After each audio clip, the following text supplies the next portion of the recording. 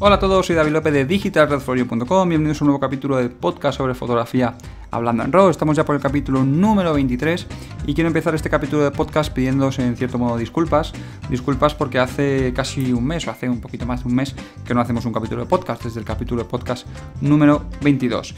Los que me seguís un poco más de cerca en redes sociales sabéis que me dedico a la fotografía de bodas y ahora es cuando más trabajo tenemos, estamos hasta arriba y lamentablemente me ha sido imposible pues compartir esto con vosotros antes. Ya tenía decidido desde hace algunas semanas el tema que íbamos a tratar en este capítulo de podcast y creo que es un tema interesante al que todos nos tenemos que afrontar alguna vez, un poquito antes si sois fotógrafos amateur, un poquito antes si sois fotógrafos profesionales y un poquito más tarde, tardamos un poquito más en hacer acopio de fotografías si sois fotógrafos amateur. El tema que vamos a hablar esta semana tiene que ver con el almacenamiento de las imágenes, ¿vale? Con qué hacemos con los archivos digitales que sacamos de nuestras cámaras reflex. También vamos a ver algunas cosillas que han pasado estas semanas, igual que hacemos en todos los capítulos de podcast, y he juntado en una sección ahí en el medio todos los vídeos curiosos que os suelo traer cada semana con cada podcast. Al final os haré una proposición, pero eso lo veremos luego. Vamos a empezar esta semana hablando de algo que todos consumimos, que es cine, y de algo que todos conocemos que es la marca Kodak. Y bueno, lo que os voy a leer o quiero leeros es una carta que ha escrito el director Martin Scorsese para dar las gracias en cierto modo a Kodak, porque Kodak ha afrontado hace no muchos días una dura decisión, que era seguir fabricando o no película para hacer cine. Y bueno, finalmente van a continuar fabricando esta película, pero bueno, Martin quería dar las gracias personalmente a Kodak, y es una causa en la que se han ido sumando directores, o las que han estado sumándose algunos directores de cine, que veremos un poquito más adelante en esta publicación, pero que al final ha acabado en buen puerto, porque ya os digo que Kodak seguirá fabricando película para los estudios de cine y podremos seguir viendo películas grabadas o películas, sí, grabadas con película analógica, en lugar de hechas con cámaras únicamente de cine digital. Así que bueno, enhorabuena a Kodak, y os voy a leer este fragmento de la carta que escribió Martin Scorsese. La carta dice así: esta noticia es un paso positivo hacia la preservación de la película, una forma de arte que amamos. Esta noticia es un paso positivo hacia la preservación de la película, una forma de arte que amamos. No ignoramos lo obvio, el cine digital no es el futuro, el cine digital es el presente, ya está aquí. Las ventajas son muchas: cámaras más ligeras, la facilidad de rodar de noche, la facilidad y la calidad que obtenemos al modificar o perfeccionar la imagen, el coste de los equipos es mucho más bajo y podemos hacer películas con muy poco dinero. Incluso los que ruedan con película analógica, terminan con un producto digital para hacer la edición o simplemente para hacer la distribución del producto por todo el mundo. Pero a pesar de todo esto, Martin ve en el cine hecho con película una forma de arte en sí, y dice: después de todo, el cine es un negocio, pero la película, como he dicho, es una forma de arte en sí, y los jóvenes que empiezan deberían tener acceso a las herramientas y los materiales que fueron los componentes básicos de esta forma de arte. ¿A alguien se le ocurriría pedirle a uno de los jóvenes artistas deshacerse de sus pinturas y lienzos porque una tablet es mucho más fácil de llevar? Claro que no. Todo lo que hacemos en cine digital es un intento de recrear el aspecto de la película. No tenemos que olvidar que incluso ahora la película analógica ofrece una paleta más rica que el cine digital en HD. Tampoco podemos olvidar que la película es la mejor forma para almacenar y preservar las películas. Se refiere a la película analógica. Nadie nos garantiza la durabilidad de los archivos digitales. Y esto está muy relacionado con lo que veremos después, que os comentaba yo del tema semanal. A esta causa, como os decía, se han unido también directores como Quentin Tarantino, Christopher Nolan y JJ Abrams, entre otros.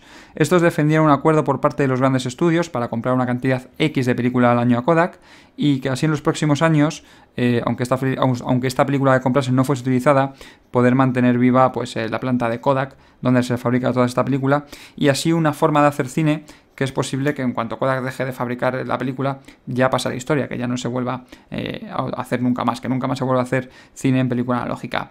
La venta de película ha caído un 96% desde el año 2006, y esto no hace más que hacer digno o que nos haga aplaudir la decisión de Kodak de seguir produciendo la película, porque ya os digo, no se vende más del 4% de lo que se vendía hace nada más que 8 años. Así que una empresa que hace 8 años facturaba 10 millones, ahora factura pues 0,4 millones, es decir, prácticamente nada, y supongo que Kodak habrá tenido que afrontar muchos esfuerzos. Es más, Kodak, en la última venta que hizo, cuando Kodak se afrontó a muchos problemas, La parte de que se dedicaba al tema del cine no quisieron venderla ni deshacerse de ella porque pensaban o ellos querían que esto siguiese un poco adelante, y me parece una cosa acertada, pero al fin y al cabo no podemos entre todos subvencionar, o no se puede subvencionar algo que no tiene futuro. Pero bueno, esperemos que el tema del cine digital evolucione de tal manera que sepa envejecer junto a la película analógica, y que uno sume al otro y que el otro sume al otro, y que así los dos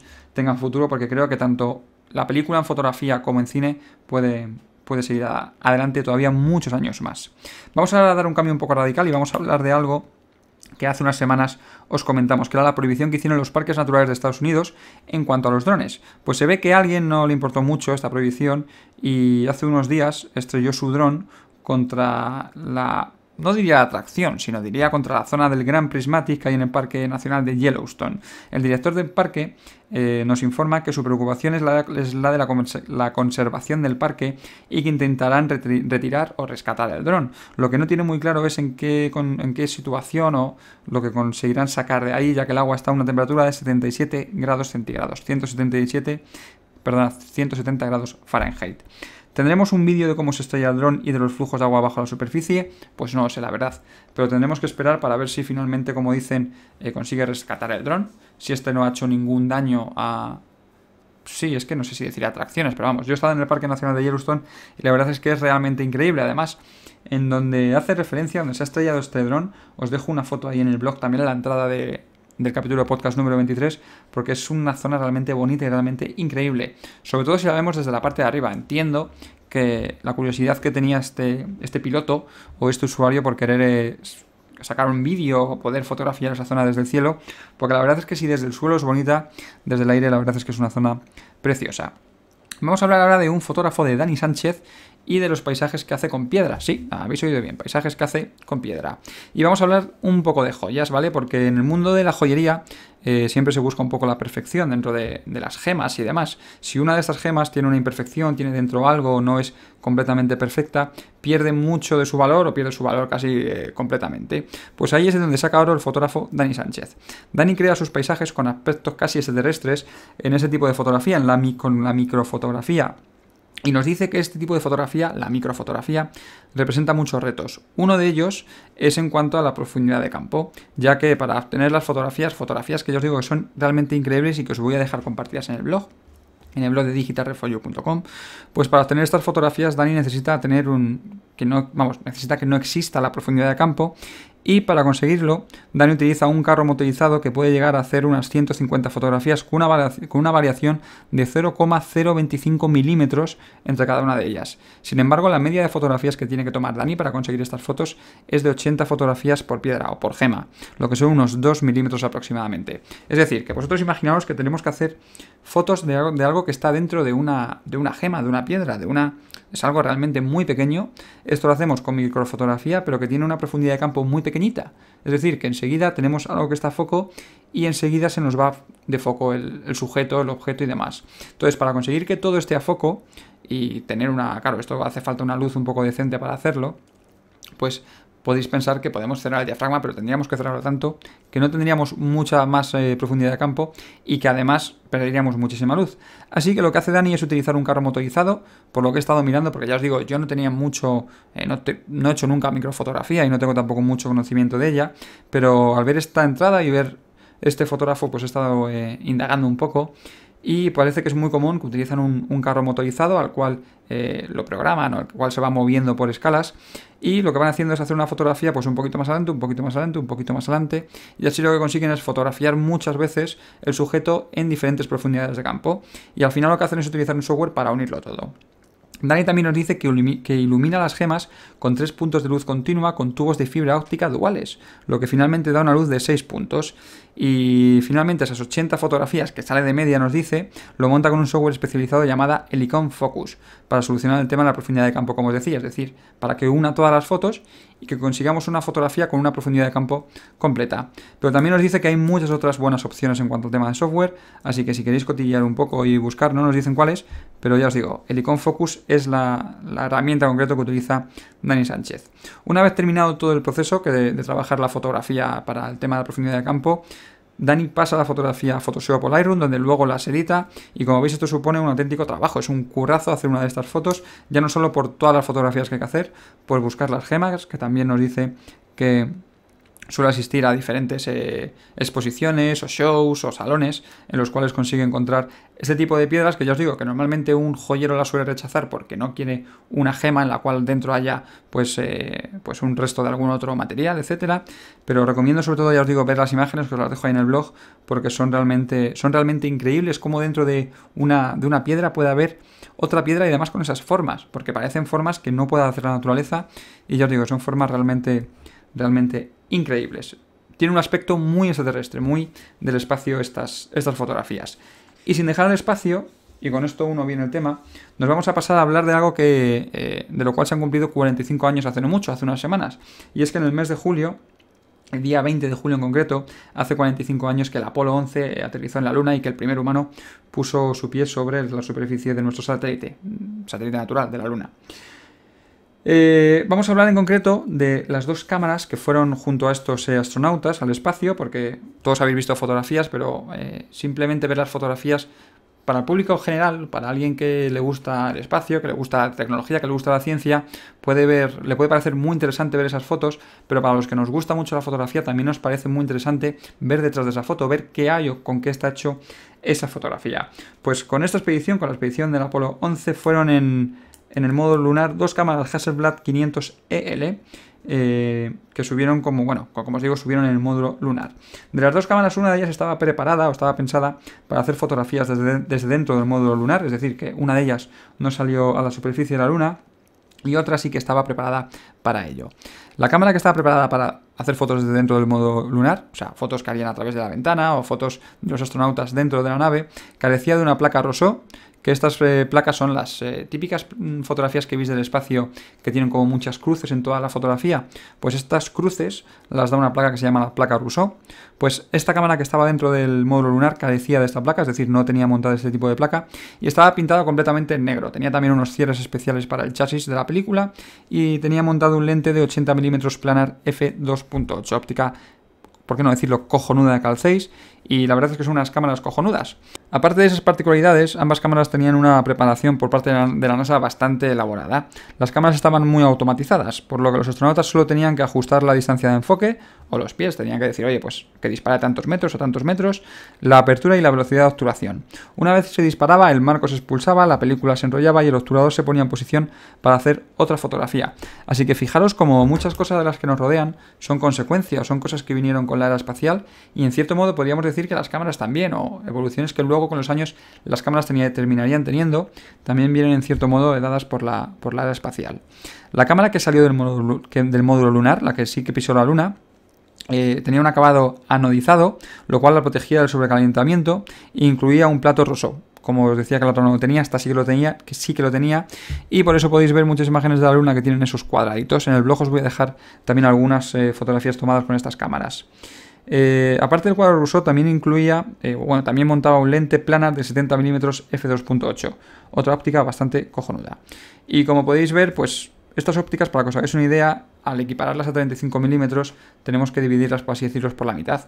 Así que el 70 se queda en un 35 mm f1.4, ¿vale? Para que os hagáis una idea.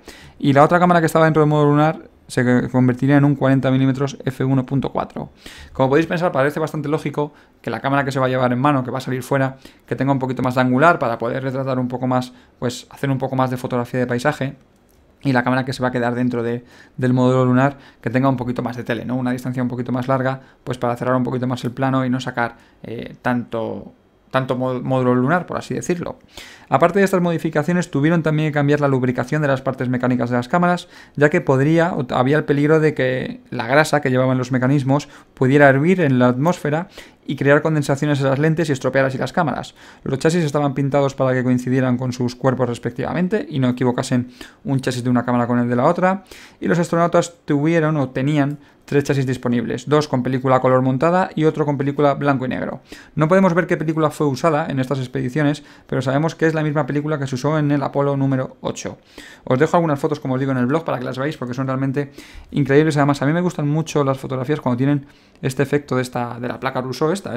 No sé, Generalmente me apasiona mucho el mundo del espacio y ya os digo, me parece increíble que pudiéramos ir a un sitio así y que, sobre todo la gente que estaba aquí y que preparó las cámaras y que lo planeó todo, planease las cosas hasta este punto, ¿no? De algún sitio en el que no habían ido nunca, pues prepararlo todo por lo que pudiera pasar en el menor peso posible, en el menor tamaño posible y el perfeccionamiento, la modificación que tuvieron que hacer de las cámaras. Vamos a pasar, como os he dicho al principio, a la sección de vídeos. Vamos a hablar sobre 3 vídeos. Los que estáis escuchando solamente el podcast a través de una aplicación en el móvil o a través de iTunes, o que estáis escuchando pues esto solamente el audio, deciros que podéis ver los vídeos, los intentaré resumir o explicar lo más posible con todos los detalles, pero podéis ver los vídeos en el blog, en digitalrefolio.com, ahí os los subo para que podáis verlos. El primer vídeo, os traigo 3, del que vamos a hablar.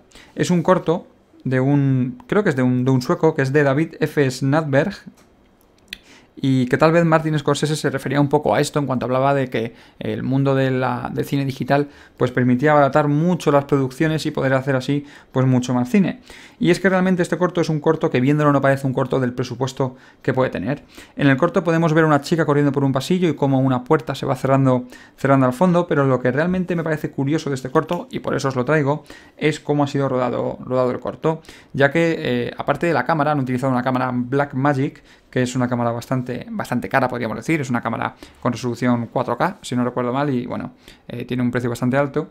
Pero bueno, el corto, para que os hagáis una idea de él, es una chica que va corriendo a través de un pasillo. Es un corto en blanco y negro, que está, por así decirlo, un poco superexpuesto, porque por qué no decirlo, está un poquito bajito de exposición, pero la verdad es que tiene un acabado bastante bueno y nunca pensaréis viéndolo que ha sido grabado como ha sido grabado. Ha sido grabado en una habitación de no más de 2 metros de largo y David se ha montado con cosas del IKEA. Con una papelera ha hecho el foco de luz, con una tabla ha hecho un traveling y unas tuberías de PVC ha hecho el traveling para la cámara, y luego, para conseguir el efecto pasillo de la puerta, pues ha hecho 2 fotografías a la puerta que tenía en su estudio, y las ha montado con un software de 3D para dar la sensación de que se movía y se acercaba y se alejaba y dar esa sensación de 3D. Pero la verdad es que es increíble viendo el vídeo que con una lámpara de 150 vatios de IKEA, con unos trozos de PVC, una plancha de madera y algunas cosas más de IKEA, puedes hacer un corto con la calidad que tiene realmente, como os digo, el corto. Sí que, como os digo, la cámara es una Blackmagic Cinema, que es una cámara bastante cara, y el vídeo ha sido grabado en formato RAW, una cosa que permite esta cámara. Pero bueno, ya os digo, no sé si vosotros habéis hecho algún brico, o os habéis tenido que tunear alguna cosa para hacer alguna cosa de este estilo, o habéis pensado en haceros algo para la cámara de fotos, pues con algo de IKEA, o ya no de IKEA, de otro sitio, con unas maderas, con unas tablas. Si habéis hecho algo, si habéis tuneado alguna cosa vosotros mismos, os habéis fabricado algo para la cámara, me encantaría que me mandaseis una foto y las vamos subiendo al Facebook. ¿Qué os parece? De digitalrefolio.com. Es una cosa que me molaría bastante. Yo personalmente, ¿qué me he hecho para la cámara? Pues yo creo que nunca me he hecho nada. Lo más que he hecho es utilizar alguna vez papeles de colores para utilizarlos a modo de filtro en flashes y demás, pero construirme algo más elaborado para la cámara, la verdad es que nunca lo he hecho. Vamos a pasar ahora a hablar de un vídeo fake, que bueno, como sabéis, en YouTube podemos encontrar un montón de fakes de cosas, y en concreto esta semana os traigo un vídeo que a mí me causan mucho dolor. No es el primero, hay un montón de vídeos de ese estilo, y es un vídeo de un fake de una Canon EOS 5D Mark II y de una limpieza de sensor. Hay muchos vídeos en YouTube, como os digo, en los que podemos ver a gente que dice: os voy a enseñar cómo limpiar el sensor de una cámara, y la meten debajo del grifo, la echan agua y tal. Yo doy por supuesto que son cámaras que se han roto, o que son cámaras que son de demostraciones, que son solamente a carcasa, etcétera, pero la verdad es que no puedo parar de ver estos vídeos. Cuando empiezo a verlo me causa tanto horror y tanto daño que no puedo parar. Este vídeo en concreto, y también os lo dejo en el blog para que lo veáis, porque ya os digo, hace mucho daño a la vista. No solamente limpian una cámara, una 5D Mark II, sino que también limpian un objetivo 24-105 mm f4. La verdad es que es bastante doloroso verlo. Y bueno, el vídeo directamente ponen una palangana, meten la cámara y el objetivo dentro, le echan jabón, le dan un manguerazo a la cámara, meten la manguera dentro del espejo de la cámara. Es algo realmente horrible. Pero bueno. Os lo dejo ahí para que lo veáis. Ya os digo, es que me pongo mal solo de pensarlo, y quiero pensar que es una cámara que ya estaba rota y el objetivo también, y que a este individuo que hace esto no le importase mucho acabar de estropear del todo estas cámaras. El último vídeo que os voy a comentar es un vídeo del fotógrafo Will Burrard Lucas, que es un fotógrafo del que ya hemos hablado alguna vez en algún podcast. Es un fotógrafo que se mueve por África, es un fotógrafo de naturaleza. Y es que a Will le mandaron a la República del Congo para fotografiar a un gorila de espalda plateada salvaje. Volvió con unas fotos realmente increíbles, también os las voy a dejar, pero más que las fotos, os voy a dejar el vídeo en el que, pues, un pequeño vídeo que han hecho de la sesión de fotos que tuvo con el gorila, porque la foto más increíble desde mi punto de vista no está compartida en internet. Supongo que Will se la guardó, o que fue una fotografía que tuvo que entregar, o que vendió, etcétera, y esa fotografía no he podido encontrarla, pero en el vídeo que ha compartido Will sí que podemos ver la fotografía y es realmente increíble. Lo más curioso de este vídeo es que, y es una cosa que yo creo que tenemos dentro todos a los que nos apasiona la fotografía, cuando nos podemos a mirar a través del visor de la cámara, no somos conscientes a lo mejor muchas veces del peligro al que estamos expuestos, de lo que está pasando delante de la cámara. Cuando miramos por el visor y ya sea un fotógrafo de guerra, en este caso Will Burrard, que en el vídeo como podéis ver o como veréis, se ve al gorila como de repente se levanta, se incorpora y empieza a correr hacia él, empieza a cargar hacia él para decirle que es su territorio, ¿no? Como para decirle aquí mando yo, yo muchas veces en ese caso habría salido corriendo, ¿no? Me daría la vuelta, tiraría la cámara y me voy corriendo y hasta luego. Pero él no, él se queda en el sitio y sigue haciendo fotografías y yo creo que en cierto modo es un instinto que tenemos todos los que tenemos una cámara o que los que miramos por el visor de una cámara, ¿no? De querer sacar la fotografía y no pensar mucho en que eso que estamos fotografiando realmente está detrás de la cámara, está a 2 metros nuestra y viene hacia nosotros y que está muy cabreado y es como si al final cuando apartamos la vista de la cámara y esa persona o ese objeto o lo que sea llega a nosotros, como si fuésemos a decir, listo, ya tengo la fotografía, gracias. Y así fuese a parar todo, y no. Seguramente a este gorila, pues, si hubiese cargado contra Will, no hubiese valido con un gracias, ya tengo la foto y hasta luego. Sino que a lo mejor se hubiese llevado un buen susto y el equipo hubiese acabado un poquito deteriorado. Pero bueno, ya os digo, os dejo el vídeo porque es también realmente increíble. Bueno, pues vamos a pasar ya al tema semanal, que como os he dicho al principio, esta semana vamos a hablar de cómo almacenar las fotografías o de qué hacer con las fotografías. Me refiero a qué hacer con las fotografías en cuanto a si las perdemos algún día, cómo poder protegernos de acabar perdiendo las fotografías o de no perderlas. Esto lo podemos solucionar pues simplemente haciendo un backup. ¿Qué es un backup? Pues un backup es hacer una copia de algo que tenemos y guardarla en un sitio para que esa copia no se pierda. El día que perdamos la copia, pues podemos recurrir a ese archivo que teníamos guardado, que teníamos copiado, para poder rescatarlo y ese día que lo rescatemos volver a hacer una copia porque esa copia que hemos rescatado la podemos volver a perder. Así que siempre lo bueno es mantener ahí ese backup.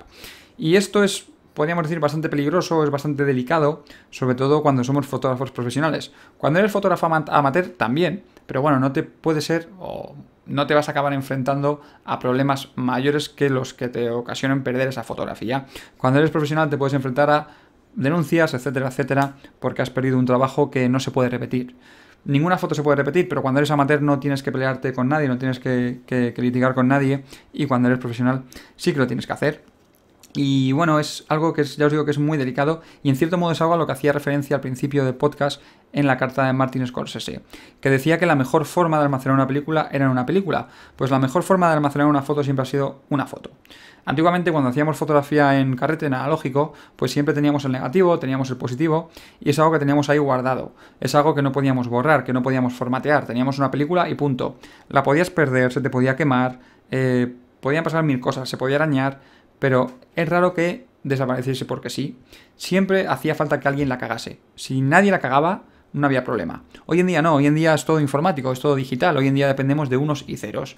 Hoy en día una subida de tensión, una zona con mucho magnetismo, un rayo, cualquier historia de estas nos puede estropear una tarjeta de memoria, nos puede estropear un disco duro, nos puede estropear uno de los soportes digitales en los que tenemos confiado mucho y que realmente no deberíamos confiar tanto. Muchas veces además cuando compramos discos duros o cuando compramos tarjetas de memoria vamos buscando algo que sea económico. No es mi caso. Yo cuando compro tarjetas de memoria intento que sean las mejores que hay en el mercado. ¿Por qué? Porque ahí realmente estoy depositando mucho trabajo, mucho dinero, mucha responsabilidad. Y igual en los discos duros, cuando compras un disco duro para hacer un backup de algo y guardarlo, pues tienes que pensar que ese disco duro va a tener muchísima información valiosa dentro. Si el día que pierdes esas fotografías, si el día que, por ejemplo, pensad que tenemos el disco duro del ordenador, tenemos 200 gigas de fotografías y que decimos un día, ostras, y si algún día pasa algo con con el disco duro del ordenador, si algún día se estropea Windows y lo tengo que formatear, si algún día, ¿qué hago? Pues me voy a comprar un disco duro para poder copiar todo en ese disco duro y poder guardarlo. Pues si vamos a una tienda y compramos el disco duro, oiga, deme el disco duro más barato que tenga porque es para almacenar un backup. No, error. Tiene que ser el disco duro más caro casi que tengas, o el disco duro de la marca que menos problemas dé, o el... Tenemos que buscar esto porque al fin y al cabo lo que vamos a meter ahí es mucho dinero. Y si el día de mañana se te rompe ese disco duro y yo voy y te digo, ¿cuánto estarías dispuesto a pagar porque te recuperase las fotos y tú me digas, pues no sé, 1.000 euros? Ostras, ¿por qué no te gastaste 1.000 euros en el disco duro? Porque a lo mejor podías haber evitado esto.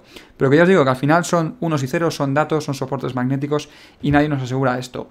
Te compres un disco duro muy bueno, te compres un disco duro muy malo, ¿vale? Seguramente con el paso de los años, al final todos ellos acaben rompiendo o de todos ellos acabemos perdiendo información. Por esto debemos pensar si queremos a lo mejor almacenar nuestro backup o hacer nuestro backup, si queremos guardar una copia de todas nuestras fotografías en un disco duro, o lo podemos hacer en un sitio que a priori puede parecer más seguro, que es en la nube. ¿Qué es la nube? Pues la nube es, por así decirlo, es un disco duro, que yo creo que todos ya sabéis lo que es la nube, pero podríamos decir que es un disco duro en Internet, que es un disco duro que está subido en un servidor de Internet y que ya tiene sus procesos de copia de seguridad y demás, así que a priori puede parecer mucho más seguro tener nuestros datos en la nube. El problema viene con que la nube puede parecernos un sitio muy seguro, pero si nos dirigimos a contratar un servicio de la nube, nos vamos a dar cuenta de que realmente ellos nos están dando 15, 20, 50 gigas de capacidad de forma gratuita y que después tenemos que pagar al año tanto por 50 gigas, tanto por 100, tanto por 200 gigas. Y el fotógrafo que al menos es profesional tiene una cantidad de gigas que es una locura. Yo normalmente cada año suelo tener un disco duro de 1 tera para guardar los trabajos de un año. Pues imaginaos tener 1 tera en cada año en la nube. Cuando lleves 5 o 6 años dedicándote a esto, ¿qué vas a tener? 4 o 5 teras de datos subidos a la nube. No sé, no he estado mirando mucho el precio que tiene en la nube, pero no sé, un precio razonable me parece $10 por, no sé, vamos a decir por 50 gigas. No sé, me parece un precio más o menos razonable. Pues por tener 1 tera serían 200 euros al año. Es decir, que dentro de 4 o de 5 años, que a lo mejor tenga 4 o 5 teras, esto está suponiendo un gasto de, pues una barbaridad, unos $1.000 al año aproximadamente, unos 100 y pico al mes. Es decir, podría comprar 2 o 3 discos duros de 1 tera cada mes. Al final, ¿qué os quiero decir con esto? Que cuando vais a tener no mucha información, cuando vais a tener, pues no sé, tenéis a lo mejor algo que no queréis perder, fotografías de los niños, fotografías de tal, sí que a lo mejor os compensa guardar eso en la nube. Porque a lo mejor tenéis 5 o 10 gigas que os lo podéis permitir. Pero alguien que sea más profesional o que tenga una cantidad muy grande de fotos no se puede permitir la nube. Así que vamos a descartar la nube porque la nube no es una solución a nivel, podríamos decir, profesional o de muy amante de la fotografía. También podéis decir, no, bueno, es que yo las fotografías que hago luego las paso a JPG, ¿vale? Las paso a JPG, es decir, que las hago en formato RAW. Y una vez que están en JPG, pues las subo a Flickr, o las subo a Facebook, o las subo a tal, y las dejo ahí.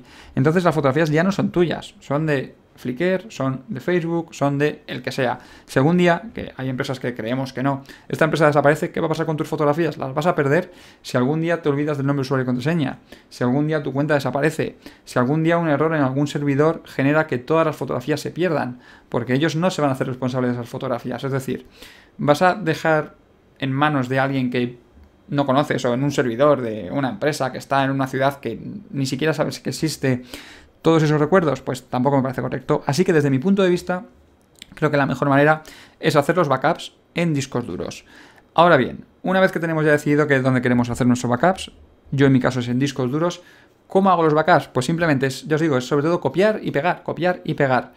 Vale, tengo mis fotografías en el disco duro del ordenador y luego tengo un disco duro para hacer un backup, es decir, la tengo en 2 sitios.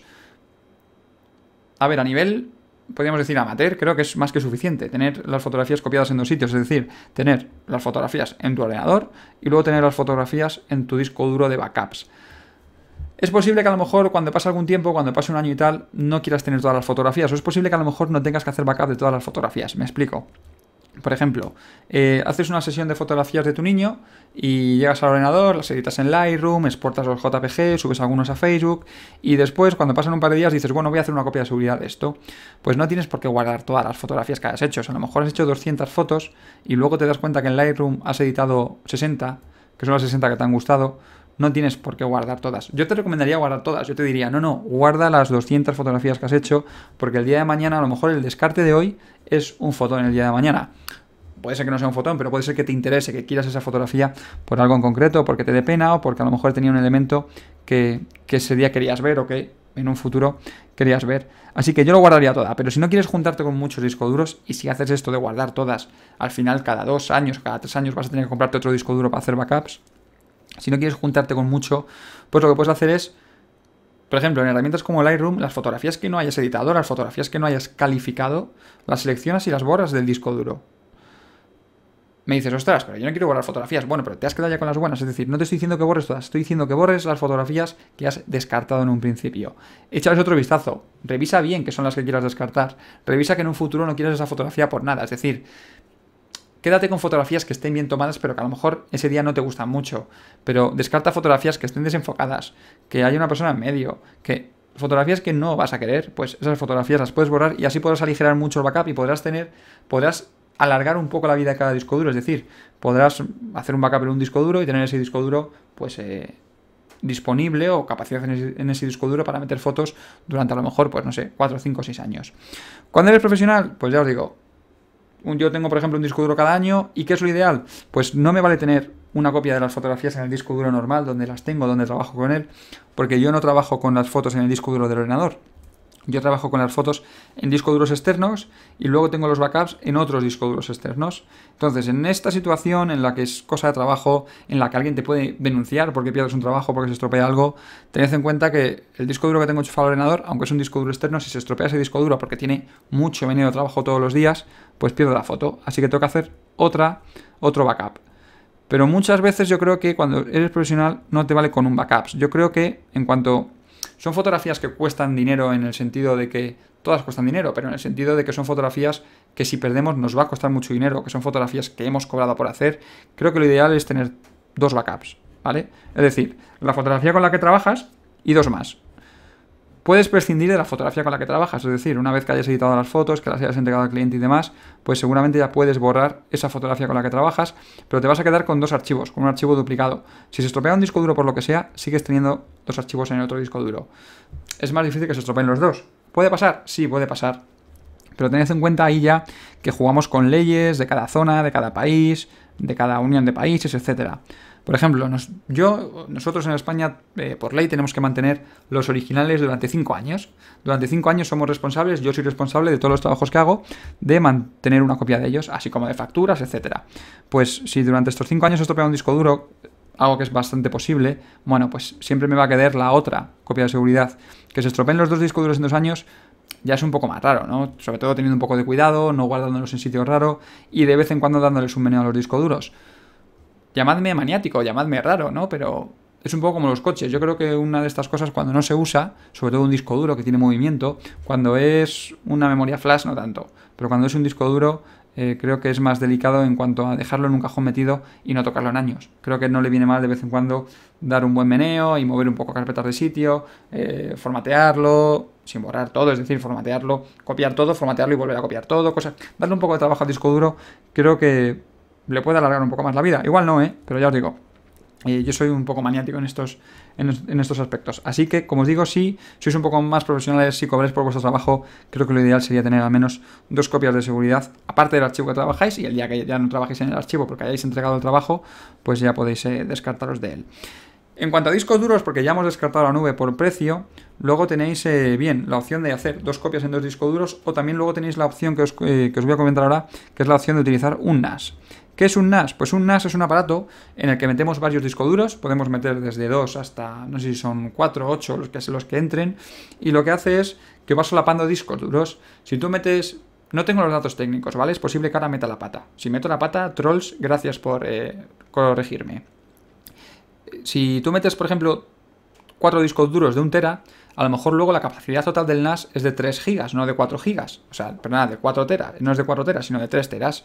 ¿Qué hacen los NAS? Pues compaginar un poco cada disco duro y pisan información de uno a otro. Hacen información redundante. Entonces, si se estropea un disco duro y sacas ese disco duro, sacas ese, metes otro y rescatas la información que tenía ese disco duro porque está duplicada, está replicada en otros discos duros y así mantienes una seguridad en tus archivos. En este caso me parece menos necesario tener que utilizar la fórmula del 1 más 1 más 1. Yo creo que con tener una copia en un NAS es suficiente. Yo aún así, en los trabajos más delicados, en los trabajos que veas que el cliente es un poco más maniático, que es un poco más tocapelotas, pues no vendría a mantener otra copia más de seguridad por si acaso. Pero con estas herramientas, con los NAS, creo que uno se cubre bastante bien las espaldas.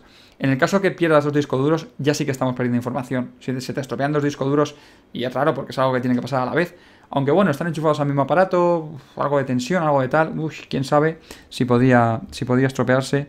Y bueno, esta opción es un poquito más cara porque un NAS no es barato. Podéis encontrar NAS de 4 bahías por unos 300, 350 euros, de ahí para arriba de precio. Los hay también más pequeños, de 2 bahías, que son un poquito más económicos, pero creo que un NAS de 2 bahías, no tengo los datos, no tengo la información de si ahí entran, si perdemos un disco duro, lo que perdemos y lo que no perdemos. Pero bueno, no sé, a lo mejor luego no perdemos mucho. Pero bueno, ¿cómo gestionar los archivos? Pues yo creo que tendríamos que gestionarlo de tal manera. Yo creo que deberíamos separar un poco lo personal de lo profesional. El que tenga la fotografía como hobby va a tener sus fotografías como hobby y punto. Pero yo no mezclaría las fotografías de su hobby con fotografías familiares. Es decir, si tengo el hobby de hacer fotografía y tengo un disco duro con 8000 fotografías de cuando cojo la cámara y me voy a hacer fotografía de paisaje, eso yo lo guardaría por un lado. Pero luego las fotografías que son fotografías, por ejemplo, de padre, fotografía de tus niños, fotografías de tu pareja, fotografía de tal, yo lo tendría en otro disco duro. Yo no juntaría una cosa con la otra. Porque sí que es cierto que con el tiempo vamos a ir tirando para atrás discos duros. Por ejemplo, si te encanta la fotografía nocturna y sales cada semana con un grupo de amigos a hacer fotografía nocturna, a cabo de 3 años vas a tener 2 millones de fotografías nocturnas, pues vas a comprar otro disco duro para poder seguir almacenando fotografías nocturnas y no tener que borrarlas. Entonces, no es bueno que en ese disco duro tengas fotografías de tu hijo. ¿Por qué no? De tu hijo, de tu pareja o de unas vacaciones. ¿Por qué no? Y os explico esto. Porque cuando vayas a buscar las fotografías, no vas a hacer 3 millones de fotografías de tu familia. Vas a hacer 3 millones de una puesta de sol, pero no de tu familia, porque tienes la obsesión de sacar una puesta de sol en el momento exacto, con el sol en el punto exacto. De tu familia, pues vas a tener en un año 300 fotografías, por ejemplo, 400, 500 fotografías. Entonces, es una locura tener en cada disco duro 400, 500, 400 durante 20 años, porque cuando vayas a rescatarlas, cuando vayas a recuperar esas fotos, te vas a volver loco. Así que mi consejo es tenerlo personal en un lado, o dejarlo en el disco duro del ordenador, o dejarlo en un disco duro que esté muy a mano, o lo personal subirlo a la nube, y todo lo demás, todo lo que sea más hobby, todo lo que sea más profesión, tenerlo en otro lado. Tenerlo ya en un NAS, en un disco duro aparte, etcétera. Porque ya os digo que con el tiempo os va a resultar una locura Yo tengo un catálogo de Lightroom para lo personal. Tengo un catálogo de Lightroom con fotos de viajes, con fotos de paisaje, con fotos... Son fotos que son mías, que son con amigos, con familia, etcétera. Entonces, si este catálogo lo voy a editar y me dice que no encuentra el archivo, ostras, ¿dónde tenía esto? ¿En qué disco duro tenía esto? Te tienes que empezar a rebuscar, y es una pérdida de tiempo y al fin y al cabo el tiempo es dinero. Así que yo también os recomiendo separar un poco lo que son los archivos personales de lo que son los archivos de hobby o profesionales. Y con esto cerramos este capítulo de podcast. El capítulo de podcast lo quiero cerrar con un vídeo más o con algo más, que os digo un vídeo más, pero es simplemente, no lo he puesto con los otros porque este es un poquito machorra y me venía bien para meter esto que voy a meter ahora aquí al final. Y es que aparte de los vídeos que os he dejado, os dejo este que es de un photowalk, de una fotógrafa de bodas que se llama María Velázquez y su novio Ulises del Toro. Al final de un photowalk que ellos mismos organizaron, porque María es fotógrafa de bodas, pues al final del photocall Ulises preparó todo para hacer una pedida de mano, y justo cuando María fue a hacer una fotografía de grupo y miró por el visor de la cámara para hacer una fotografía de grupo, pudo ver que Ulises estaba en el suelo de rodillas con un anillo y que los asistentes al photowall sostenían un cartel que ponía "Will you marry me?". Y bueno, os dejo el vídeo para que lo veáis. Es un vídeo que es bastante emotivo y podríamos decir que es la pedida de mano más fotografiada de la historia, una de las más fotografiadas. Yo pensaba que era la más, pero después he pensado, ostras, las que hacen en los estadios de fútbol y esto también están bastante documentadas. Y os quería meter esto al final porque el próximo sábado, día 16 de agosto, estaré en la ciudad de Oviedo. Realmente estaré el día 15, pero me marcharé de allí el 16 por la tarde. Así que creo que estaría bien juntarnos todos los que estéis por la zona norte o los que estéis en la zona de Oviedo, los que podáis asistir. Juntarnos el sábado 16 de agosto a las 12 del mediodía en la Plaza de la Escandalera de Oviedo. ¿vale? Es simplemente un photowall, dar una vuelta por allí, hacer algunas fotos. Iré yo y otro fotógrafo, que es un fotógrafo con el que voy, a hacer una boda ahí al norte de España.